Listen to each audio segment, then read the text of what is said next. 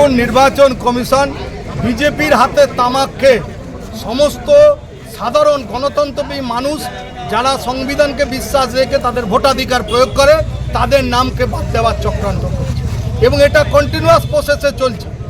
যারা নির্বাচনের সম্বন্ধে গুণাক্ষরে কিছু জানে না তাদের পশ্চিমবঙ্গে পাঠিয়েছে এবং তারা একচ্ছত্রভাবে বিজেপির অঙ্গুলিলনে সাধারণ জনগণের নামকে কাটছে।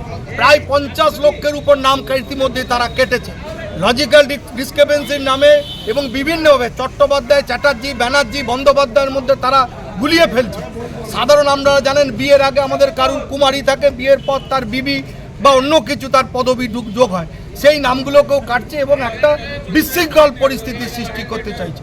আমাদের দাবি অবিলম্বে কোনো ভারতবর্ষের নাগরিক যারা এখানকার ভূমিপুত্র, যারা তাদের সাংবিধানিক গণতান্ত্রিক অধিকার এতদিন প্রয়োগ করে এসেছে, তারা ভারতীয়দের কারুর নাম ভোটার লিস্ট থেকে বাদ দেওয়া যাবে না এবং যতদিন না স্বচ্ছ ভোটার লিস্ট বেরোচ্ছে ততদিন নির্বাচন করা যাবে না। সাধারণ মানুষের গণতান্ত্রিক অধিকারকে সুরক্ষিত করার জন্য জাতীয় কংগ্রেস আমরা আজকে এখানে বিক্ষোভ প্রদর্শন